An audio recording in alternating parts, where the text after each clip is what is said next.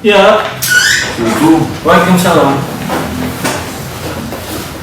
Salam dulu Pak.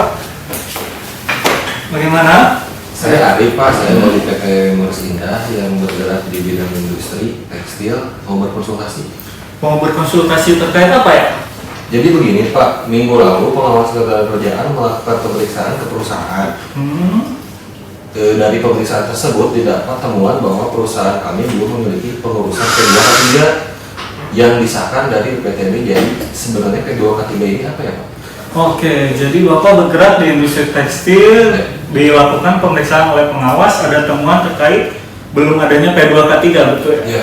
Jadi sedikit menjelaskan terkait P2K3 itu sendiri sebenarnya sudah diatur di Undang-Undang 1 tahun 1970 pasal 10 dan dijelaskan lagi di bagian penjelasannya. Nah, lalu di Permenaker 4 tahun 1987 pun juga menjelaskan bahwa definisi P2K3 atau Panitia Pembina Keselamatan dan Kesehatan Kerja adalah suatu badan pembantu di tempat kerja yang merupakan wadah kerjasama antara pihak pengusaha dan juga pihak pekerjanya dalam mewujudkan mengembangkan kerjasama saling pengertian dan partisipasi untuk menerapkan penerapan norma-norma keselamatan dan kesehatan kerja. Nah, jadi secara garis besar P2K3 ini adalah suatu badan kepengurusan yang sangat membantu pihak pengusaha untuk mengurusi terkait keselamatan dan kesehatan kerja. Untuk spesifikasinya seperti apa ya Pak? Untuk tugas dan fungsinya, karena di perusahaan kami sudah ada departemen HSE, apakah sama?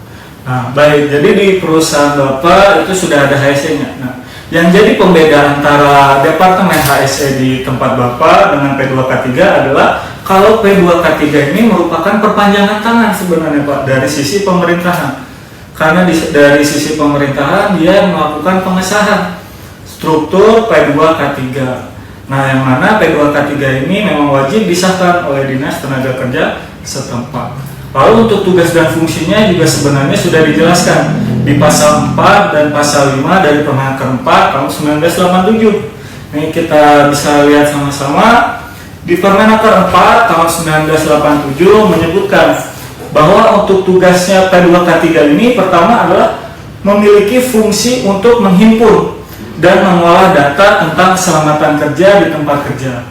Jadi tugas yang pertama, fungsi yang pertama adalah menghimpun dan mengolah data terkait keselamatan dan kesehatan kerja. Yang kedua adalah membantu untuk menunjukkan dan menjelaskan kepada setiap tenaga kerja berbagai faktor potensi bahaya yang ada di tempat kerja, faktor yang dapat mempengaruhi efisiensi, alat pelindung diri bagi tenaga kerja yang diwajibkan, dan juga cara dan sikap bekerja yang aman. Nah, selain membantu menjelaskan kepada tenaga kerja baru, selanjutnya membantu pengusaha dan pengurus dalam mengevaluasi cara kerja, proses, dan juga lingkungan kerja. Di mana tentunya di tempat kerja pasti banyak cara-cara kerja atau proses kerja yang memang harus diperhatikan aspek keselamatan dan kesehatan kerjanya. Selanjutnya ada menentukan tindakan koreksi, ada mengembangkan sistem pengendalian bahaya, dan juga upaya-upaya lainnya yang memang tujuannya untuk membantu pengusaha atau pengurus. Nah, selanjutnya yang terakhir fungsinya adalah untuk membantu pimpinan perusahaan untuk menyusun suatu kebijakan manajemen dan pedoman kerja dalam rangka upaya meningkatkan keselamatan dan kesehatan kerja. Baik Pak, ternyata banyak sekali ya tugas dan fungsinya. Betul. Justru kita dari pihak manajemen akan sangat terbantu sekali. Betul. Apakah memang P2K3 ini wajib memiliki untuk tiap perusahaan Pak? Baik, jadi memang untuk P2K3 itu diwajibkan bagi perusahaan-perusahaan yang memenuhi kriteria antara lain di mana tempat kerja itu mempekerjakan lebih dari 100 tenaga kerja. Otomatis perusahaan itu wajib untuk memiliki P2K3. Yang kedua, tempat kerja di mana pengusaha atau pengurus mempekerjakan kurang dari 100 tapi mempunyai atau menggunakan bahan proses yang potensi bahayanya besar seperti bahaya peledakan, kebakaran, keracunan, dan juga radioaktif. Itu sama-sama wajib memiliki P2K3. Kalau tadi PT Morris ini bergerak di bidang tekstil, otomatis kan dia punya potensi bahaya tinggi sebenarnya Pak terkait kebakarannya. Jadi memang memiliki kewajiban untuk memiliki P2K3. Siapa paham Pak? selanjutnya untuk persyaratan permohonan pembentukan dan pengesahan P2K3-nya seperti apa Pak? Baik, untuk pengajuan permohonan pengesahan, Bapak nanti bisa datang ke bagian pelayanan. Nah, di situ ada dokumen-dokumen yang perlu disiapkan. Yang pertama tentunya harus membuat surat permohonan pengesahan P2K3 dengan melampirkan yang pertama struktur organisasi P2K3-nya, susunan pengurus P2K3-nya, lalu juga sertifikat ahli K3 umum dan juga kartu ahli K3-nya. Seperti itu, Pak. Oke, baik Pak. Bagaimana Pak terkait susunan kepengurusannya itu gimana Pak? Oh ya, jadi di P2K3 itu susunan kepengurusannya juga ada beberapa hal yang perlu diperhatikan. Yang pertama, P2K3 ini harus terdiri dari unsur pengusaha dan juga pekerja, di mana P2K3 terdiri dari unsur ketua, sekretaris, dan anggota. Nah, untuk ketua dia harus pimpinan dari perusahaan yang bisa memberikan kebijakan atau keputusan dalam penerapan keselamatan dan kesehatan kerja. Nah, lalu untuk sekretarisnya itu dia harus memang merupakan ahli K3 yang memiliki SKP dan juga dibuktikan dengan kartu ahli K3. Seperti itu, Pak. Di perusahaan Bapak itu sudah ada ahli K3 umumnya? Kebetulan sudah ada Pak. Oke, nah kalau sudah ada nanti bisa ahli K3 di perusahaan Bapak itu diajukan untuk menjadi sekretaris P2K3-nya. Tapi perlu dipastikan nanti untuk ahli K3-nya apakah SKP-nya masih berlaku atau tidak. Baik Pak, terima kasih atas penjelasannya. Berarti setelah ini saya coba diskusikan dengan pimpinan dan juga mempersiapkan dokumen-dokumen yang perlu dibuat dan dilampirkan ya Pak ya? Iya, betul sekali Bapak. Nanti bisa langsung ke bagian pelayanan ya Pak? Silakan. Oke, terima kasih. Ada yang bisa dibantu lagi? Udah Pak. Baik. Terima kasih Pak. Terima kasih Pak. Iya, Pak.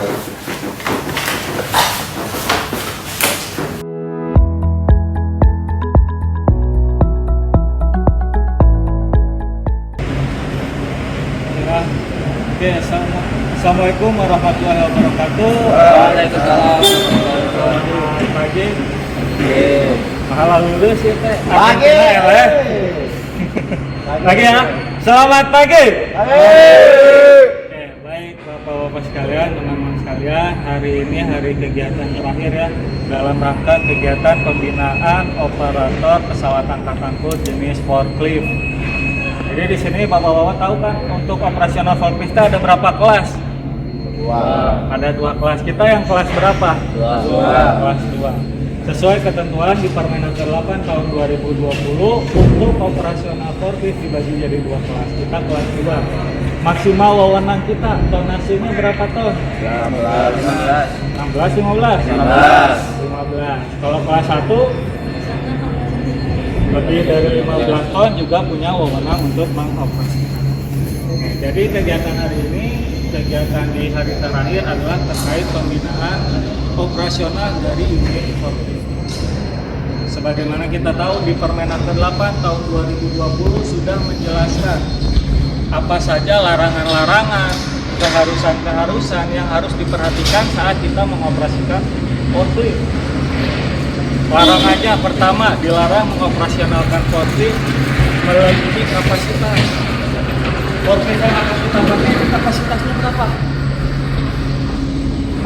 Tahu nggak? 2 ton. 2 ton. Berarti ulah mangkat lebih dari 2 ton teh. Oke, yang kedua, dilarang mengoperasikan forklift atau dilarang mengangkut penumpang melebihi jumlah kursi yang tersedia. Jumlah kursi yang tersedia? Berarti penumpangnya di PAD ulah pangku-pangkuan PAD komo nu di pangku lalaki di ya. Nah, jadi itu. Terus juga larangan-larangan, dilarang mengoperasikan forklift dengan memberikan gerakan secara tiba-tiba yang dapat menimbulkan beban tubuh. Terus yang kedua, dari setiap pengoperasian forklift pasti di tiap perusahaannya punya checklist yang harus diisi tiap awal akan mengoperasikan. Nah, minimal itu yang jadi acuan kita sebelum mengoperasikan. Harapannya apa? Jangan sampai kita mah udah biasa mengoperasikan forklift, udah biasa, udah pengalaman, udah punya lisensi, tapi kita mengoperasikannya forklift nu teu sehat. hidroliknya bocor, remnya bermasalah, rating niatna ke kiri tapi burung na kanan, dan lain sebagainya.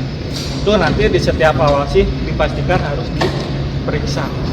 Di Permenaker 8 tahun 2020 juga sudah jelas.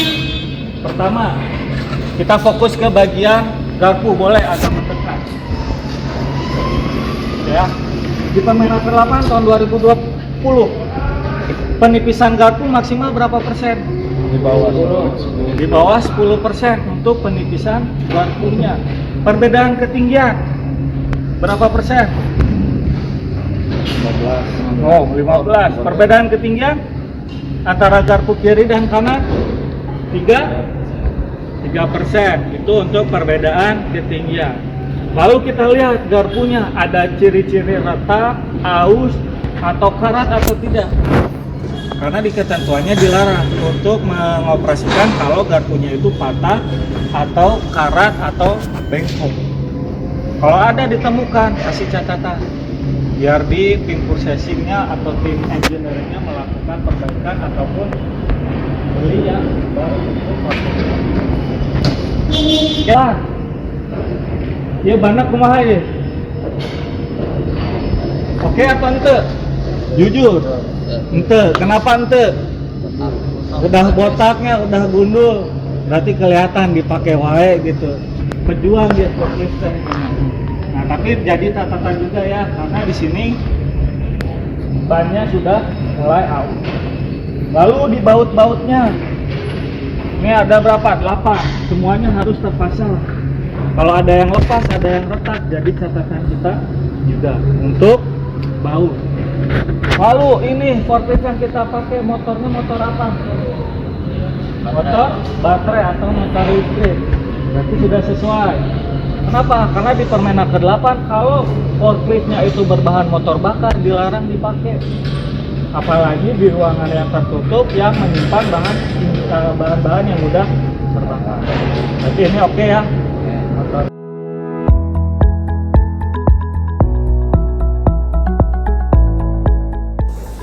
Assalamualaikum warahmatullahi wabarakatuh. Waalaikumsalam. Selamat pagi Bapak Ibu sekalian.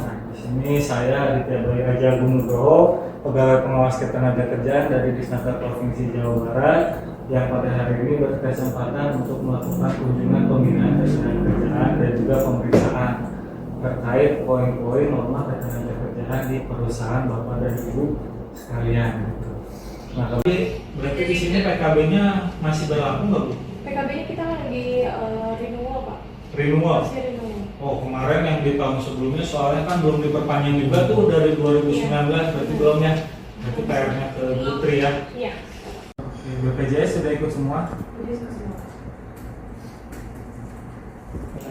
Kami mengajukan itu ternyata sebagai BPJS konstruksi ya. gitu. Karena kan mereka biasanya kerja harian ya Pak ya. Betul. Nah, itu masih diperkenankan nggak Pak? Itu diperkenankan, malah justru kalau memang untuk jasa konstruksi BPJS-nya dia terpisah, yaitu BPJS konstruksi.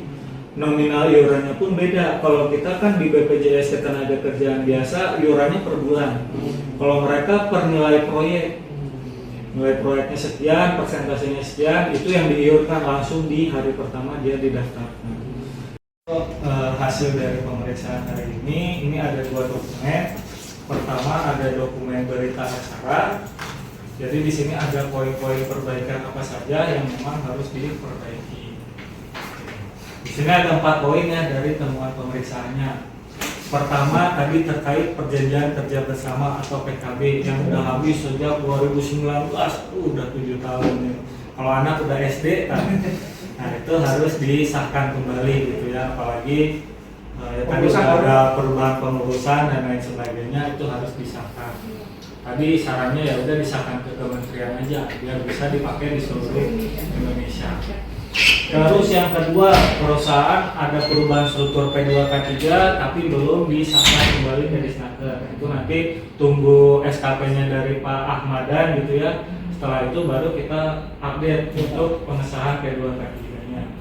Yang ketiga terkait jumlah personil petugas peran kebakaran, di mana jumlah personil itu melihat dari jumlah tenaga kerja. Di sini ada 60, berarti tiap pelipatan 25, kurang lebih butuh 6, berarti 5 lagi. Sama terakhir, perusahaan belum menyampaikan sifat, nama, dan kuantitas bahan kimia. Terus ada lampiran Kepmen 187 ya Pak? Kepmen 187 itu berita acara, tadi ada 4 ya poinnya. Yang lembar kedua ini ada laporan hasil pemeriksaannya. Kurang lebih sama, ada hasil temuan yang perlu diperbaiki, sama ada dasar hukumnya. Misalnya kenapa PKB harus diperpanjang, karena memang masa berlakunya dia cuma 2 tahun. Atau tadi misalnya jumlah personil, poin 3, karena di ketentuannya di Undang-Undang 170 Junto Kepmen 186 ada ketentuan untuk petugas pemadam kebakaran itu tiap pelipatan 20.000. Jadi untuk hasil pemeriksaannya kurang lebih itu titik buat teman-teman di sini, Bapak Ibu sekalian yang ada di perusahaan bisa melakukan perbaikan. Mungkin ya Pak Putri ya dibantu sama Pak Ahmada, Pak Puji, dan teman-teman ya Pak Agung, sama Pak Aditya, sama nama kita Pak. Gitu. Oke, kita aja. Ada yang mau ditanyakan dulu mungkin? Untuk tindak lanjutnya dalam bentuk surat panggilan resmi atau cukup di P2K3 Pak? Tindak lanjutnya nanti mungkin jawab surat aja. Nanti kita keluarkan surat nota pemeriksaan gitu ya. Nah, nanti dijawab poin-poin yang sudah diperbaiki mana, yang masih menunggu mana, dilampirin buktinya. Gitu aja palingnya. Itu ya.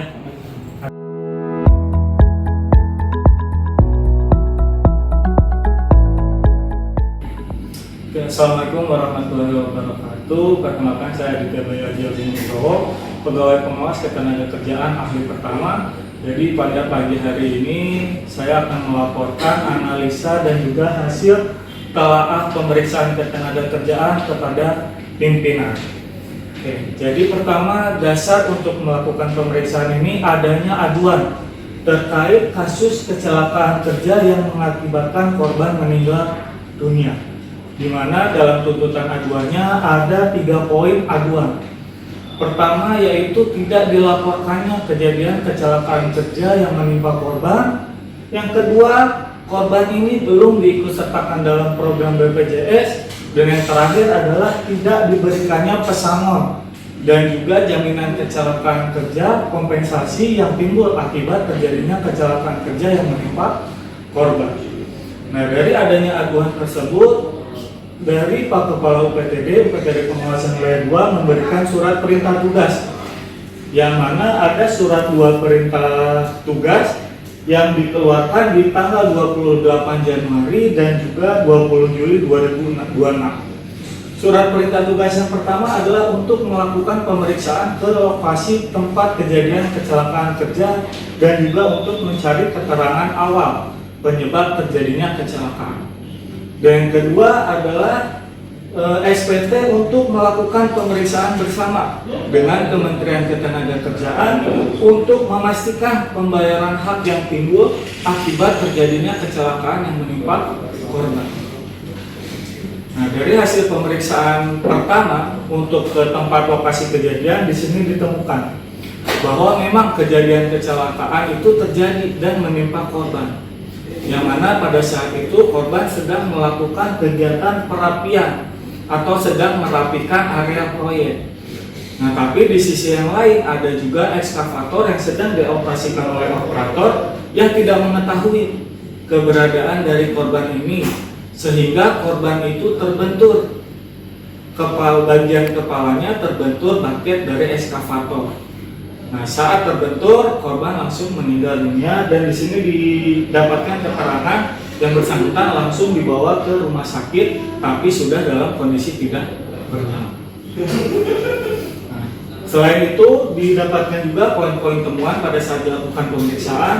Pertama, bahwa hubungan kerjanya ini dibuat secara tertulis, yang mana menyebutkan dalam satu klausalnya itu ada terkait kesepakatan gaji, yang mana ditetapkan sebesar 13 juta rupiah. Yang kedua, bahwa benar almarhum ini belum diikutsertakan dalam program BPJS. Dan yang terakhir, benar juga kejadian kecelakaannya belum dilaporkan ke Dinas Tenaga Kerja setempat. Nah, tindak lanjut dari pengawas ada 2 poin. Pertama, diterbitkan nota pemeriksaan sebagai bahan pembinaan kepada pihak perusahaan. Karena tadi pertama kejadian kecelakaan kerjanya tidak dilaporkan. Yang kedua, P2 K3-nya juga belum. Dan yang terakhir, BPJS-nya memang belum diikutsertakan pada saat kita lakukan pembinaan pertama. Lalu tindak lanjut yang kedua adalah mengeluarkan atau menerbitkan penetapan kecelakaan kerja sekaligus penetapan biaya santunan yang harus diberikan oleh perusahaan. Karena dalam hal ini perusahaan belum mengikutsertakan pekerjanya dalam program BPJS, maka sesuai regulasi kewajiban pembayaran santunan wajib dibayarkan oleh pihak perusahaan. Adapun nominal yang menjadi kewajiban pihak perusahaan adalah sebesar 666 juta rupiah. Nah, jadi untuk tindak lanjut ke depannya kami dari pengawas akan melakukan monitoring terkait pemenuhan pembayaran hak korban yang timbul akibat kejadian kecelakaan kerja. Terima kasih Bapak Kepala, sekian yang dapat saya laporkan. Assalamualaikum warahmatullahi wabarakatuh.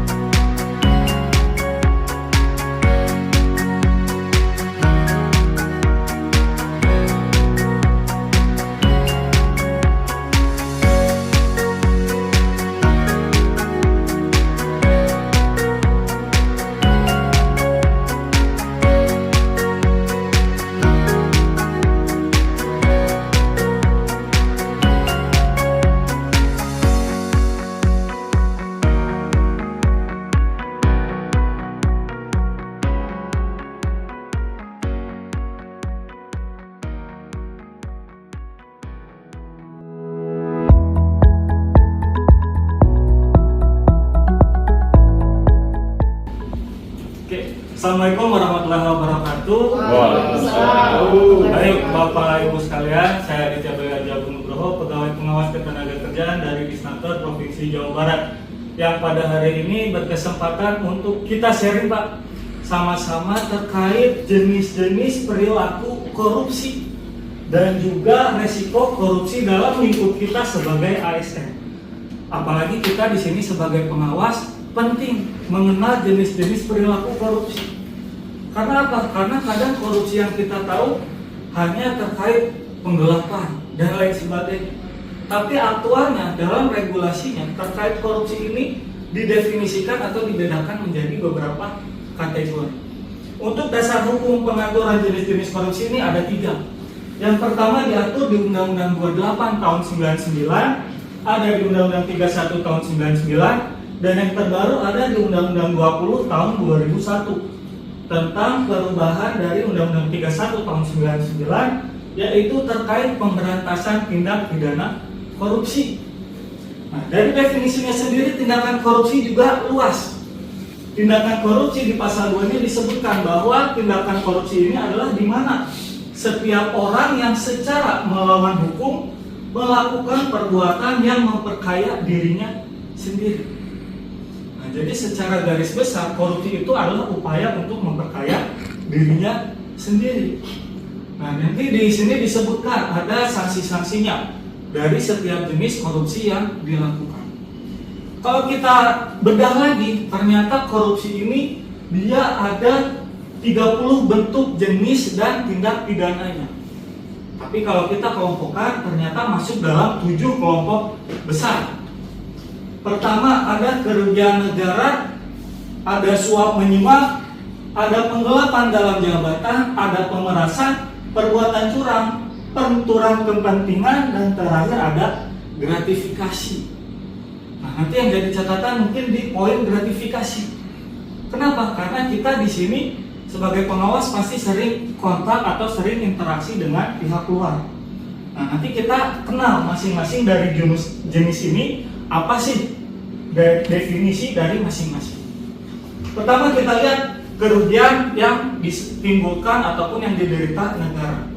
Di sini didefinisikan setiap orang yang melakukan kegiatan untuk memperkaya dirinya sendiri yang dapat merugikan negara. Lalu ada suap menyuap, di mana perbuatan kriminal yang melibatkan sejumlah pemberian kepada seseorang untuk memperlancar suatu urusan tertentu. Yang ketiga ada gratifikasi.